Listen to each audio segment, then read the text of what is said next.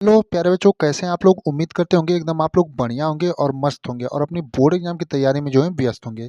प्यारे बच्चों, स्वागत है आप लोग का हमारे चैनल एजी एजुकेशन जोन पे। आज हम बात करेंगे कक्षा 12वीं हिंदी के आपके जो 10 नंबर के महत्वपूर्ण गद्यांश से संबंधित प्रश्न आते हैं, उसमें आप गद्यांश पहचानेंगे कैसे, यानी कि गद्यांश पहचानने की ट्रिक। यानी कि 24 फरवरी के जो आपको बोर्ड एग्जाम होगा यूपी बोर्ड का, उसमें जब भी आपको गद्यांश से संबंधित प्रश्न पूछेगा तो आप 10 नंबर जो है अपना कैसे कर लेंगे एकदम आसानी से, एकदम पूरा आपको बढ़िया से बताया जाएगा। और कल हमने पद्यांश पहचानने की जो ट्रिक है उसको बताई थी और उसमें आपको पूरा एकदम बढ़िया से बताया था। अगर उस वीडियो को आप लोगों ने नहीं देखा हो तो जा करके जरूर देखें। और आज हम बात करेंगे गद्यांश पहचानने की ट्रिक। उससे पहले अगर आप लोग चैनल पर नए हैं तो चैनल को सब्सक्राइब कर लीजिए और वीडियो को लाइक करिए और वीडियो को अपने दोस्तों के साथ ज़्यादा से ज़्यादा शेयर करिए, क्योंकि आपका गद्यांश जो है कितने नंबर का पूछता है? 10 नंबर का पूछता है प्यारे बच्चों। तो इसमें अब जो है आप एकदम बढ़िया से कैसे 10 में से 10 नंबर जो है अपना कर सकते हैं, पूरा एकदम बढ़िया से बताया जाएगा। तो सबसे पहले आपकी बात करेंगे महत्वपूर्ण पाठ, यानी कि आपको कौन कौन से महत्वपूर्ण पाठ है गद्यांश के, जिनको आपको तैयार करना है, जहां से आपके गद्यांश वाले जो है प्रश्न पूछे जाएंगे। उसके बाद आपको बताएंगे गद्यांश को पहचानने की ट्रिक कि आप कैसे पहचान करेंगे कि कौन सा गद्यांश राष्ट्र के स्वरूप से है और कौन सा अशोक के फूल से है और कौन सा भाषा और आधुनिकता से है। यानी कि पूरा आपको और महत्वपूर्ण गद्यांश भी कुछ बताएंगे आपको, जो कि आपके बोर्ड एग्जाम में लगातार पूछे जाते हैं। तो सबसे पहले बात करेंगे महत्वपूर्ण पाठ की। तो पहला आपका है राष्ट्र का स्वरूप, यानी कि आपका गद्यांश में जो सबसे महत्वपूर्ण पाठ है पहला, वो आपका राष्ट्र का स्वरूप है। और इसके लेखक कौन है? आपके वासुदेव सरल अग्रवाल हैं। यानी कि आपको लेखक का नाम तो जो है प्यारे बच्चों याद ही करना पड़ेगा, क्योंकि राष्ट्र का स्वरूप जो है इसके लेखक का नाम आपको याद करना पड़ेगा। दूसरा है आपका अशोक की फूल, और इसके जो आपके लेखक हैं प्यारे बच्चों डॉक्टर हजारी प्रसाद द्विवेदी जी हैं। यानी आपका जो दूसरा इंपॉर्टेंट पार्ट है आपका अशोक के फूल हैं, और इसके जो लेखक हैं आपके डॉक्टर हजारी प्रसाद द्विवेदी हैं। तीसरा आपको जो तैयार करना है पार्ट भाषा और आधुनिकता, जिसके लेखक आपके प्रो जी सुंदर रेड्डी हैं। उसके बाद अंतिम जो आपका पाठ है हम और हमारा आदर्श, इसके लेखक आपके डॉक्टर एपीजे अब्दुल कलाम है। अब जो आपके गद्यांश वाले प्रश्न आपके बोर्ड एग्जाम में पूछे जाते हैं सभी यहीं से पूछे जाते हैं। तो आइए पहचान करना आपको बताते हैं कैसे आप जो है गद्यांश को एकदम ट्रिक से पहचान जाएंगे कि कौन सा गद्यांश आपका राष्ट्र का स्वरूप से है, कौन सा अशोक के फूल से है, और कौन सा भाषा और आधुनिकता से, और कौन सा हम और हमारा आदर्श से है। तो आइए देखते हैं एकदम पूरा उदाहरण के साथ। तो सबसे पहले बात करेंगे आपका कौन से पार्ट से? तो अध्याय 1 का। तो अध्याय 1 आपका क्या था प्यारे बच्चों? राष्ट्र का स्वरूप था, और इसके लेखक आपके कौन थे? वासुदेव सरल अग्रवाल।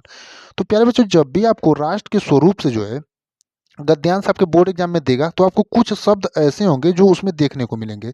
जैसे पहला आपको राष्ट्र शब्द देखने को मिलेगा, दूसरा मातृभूमि, पृथ्वी, भूमि, उसके बाद जन का प्रवाह, राष्ट्रीयता, मनुष्य जन, अभ्युदय, संस्कृतियों, श्वास प्रश्वास, एक दूसरे, वसुंधरा, अनमोल। यानी जब भी आपको गद्यांश जो होगा राष्ट्र के स्वरूप वाले पाठ से होगा तो आपको इन शब्दों पर गौर करना है। यानी जब भी आप गद्यांश पढ़ेंगे तो आप ध्यान दीजिएगा कि ये शब्द जो है आपको इनमें से कोई ना कोई शब्द या बहुत सारे ऐसे शब्द हैं जो आपको उस गद्यांश में मिल जाएंगे। तो आप तुरंत अनुमान लगा लीजिएगा कि आपका गद्यांश किस चैप्टर से पूछा है, तो राष्ट्र के स्वरूप से पूछा है। तो इन शब्दों पर जो है आपको एकदम बढ़िया से गौर करना है। और गद्यांश जब भी आपके बोर्ड एग्जाम में पूछे आपको 2 से 3 बार पढ़ना है, जिससे जो आपको है एकदम क्लियर हो जाए गद्यांश आपके कौन से पार्ट से है। और इसके लेखक का नाम तो आपको याद ही रखना है, क्योंकि आपका संदर्भ पूछता है तो वहां से आपको जो है 2 नंबर का पूछता है। तो वहां पर आपको चैप्टर का नाम लिखना रहता है। तो बहुत सारे लोग क्या होते हैं, कंफ्यूज जाते हैं गद्यांश कौन से चैप्टर से है। तो आप लोग जो है इन शब्दों को गौर करिएगा कि राष्ट्र, मातृभूमि, पृथ्वी, भूमि, जन का प्रवाह, राष्ट्रीयता, मनुष्यजन, अभ्युदय, संस्कृतियों, श्वास प्रश्वास, एक दूसरे, वसुंधरा और अनमोल शब्द जब भी आए तो ये आपका कौन से पाठ से होगा? राष्ट्र का स्वरूप से होगा। जैसे कि हम देख लेंगे एक गद्यांश के उदाहरण के रूप में। तो आपका जैसे महत्वपूर्ण गद्यांश है इसी चैप्टर का और बहुत ही महत्वपूर्ण गद्यांश है, आप लोग इसी गद्यांश को सबसे पहले तैयार करिएगा। जैसे आप देखेंगे मातृभूमि पर, तो आपको पहला शब्द ही मातृभूमि मिल गया। जैसे हमने आपको बताया था कि मातृभूमि शब्द आपको दिया रहेगा। तो देखेंगे मातृभूमि पर निवास करने वाले मनुष्य, मनुष्य भी आपको मिल गया। राष्ट्र का, राष्ट्र भी एक शब्द आपने देख लिया। राष्ट्र का दूसरा अंग है पृथ्वी, अब देखेंगे पृथ्वी भी मिल गया हो, और मनुष्य ना हो तो राष्ट्र की कल्पना असंभव है। पृथ्वी और जन, जन भी देखेंगे आपको यहाँ मिल गया। दोनों के सम्मिलन से ही राष्ट्र का स्वरूप संपादित होता है। अब यहाँ पर आप देखेंगे पूरा चैप्टर का ही नाम आपको मिल गया राष्ट्र का स्वरूप। तो आपको इन शब्दों पर जो है गद्यांश पढ़ते समय गौर करना रहेगा। जन के कारण ही पृथ्वी मातृभूमि की संज्ञा प्राप्त करती है। पृथ्वी माता है और जन सच्चे अर्थों में पृथ्वी के पुत्र हैं। और आपको दिया रहेगा, ऐसे रेखांकित कर देगा और आपको इसकी व्याख्या दिए करने के लिए देगा। और पहचान करने के लिए हमने आपको शब्द बता दिए, उन्हीं शब्दों को आपको गौर करना है, जिससे आप जो है गद्यांश की पहचान कर जाएंगे कि आपका गद्यांश जो है कौन से पार्ट से है।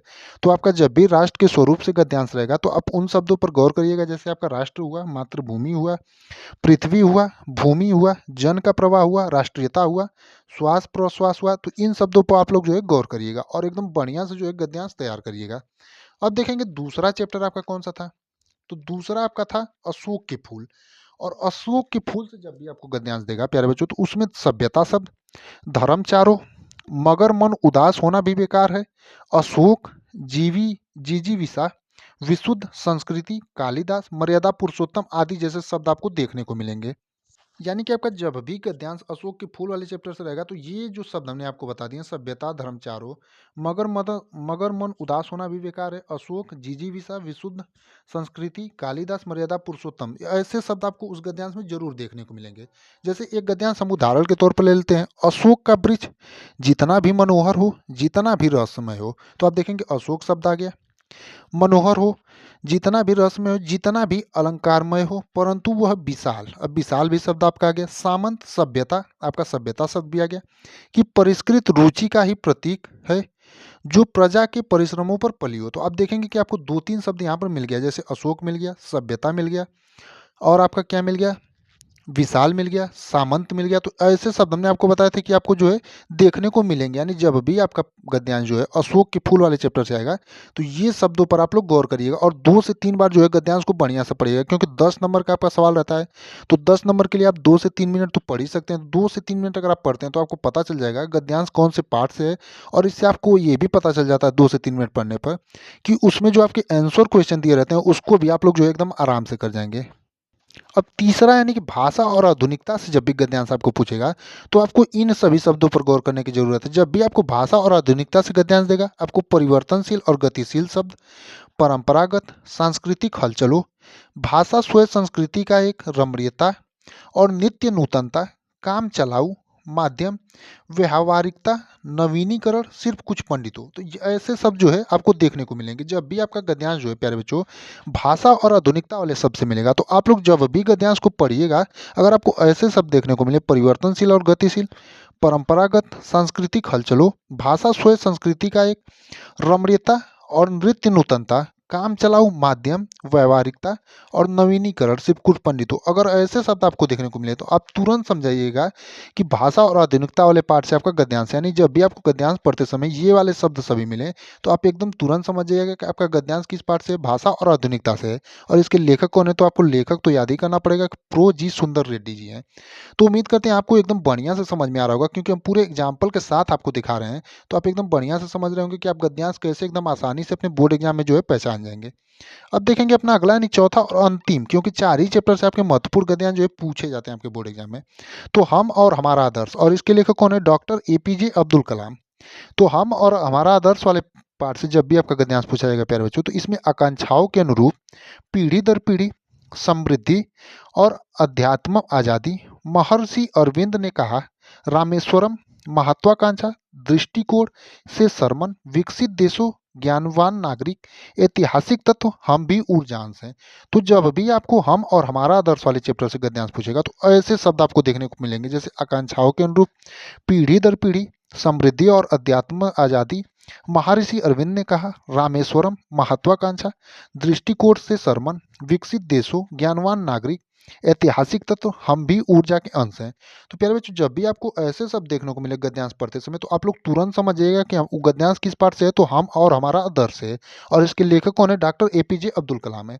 तो प्यारे बच्चों यही आपके 4 चैप्टर थे और ये कुछ शब्द थे जो इन चैप्टरों से बिलोंग करते हैं, जिसको देख करके आप जो है गद्यांश को एकदम तुरंत पहचान जाएंगे। तो उम्मीद करते हैं आप अगर 9 से 10 मिनट का पूरा वीडियो वॉच कर लेते हैं तो आपको गद्यांश हल करने में 1% की भी दिक्कत आपके बोर्ड एग्जाम में नहीं होगी। बाकी हमने कल पद्यांश का सॉल्व करने का तरीका और जो इसको पहचानने की ट्रिक है वो भी आपको बताया है। अगर आप लोग नहीं देखे हो तो जा करके उस वीडियो को भी जरूर देखें। और ऐसी ही वीडियो के लिए हमारे चैनल को जो है सब्सक्राइब कर लीजिए। और आप लोग जो है फिजिक्स केमिस्ट्री के अलावा आप लोग हिंदी और अंग्रेजी पर भी ज़्यादा फोकस करिए, क्योंकि आपके 100 नंबर के होते हैं फिजिक्स केमिस्ट्री, तो आपका 70 नंबर की होता है।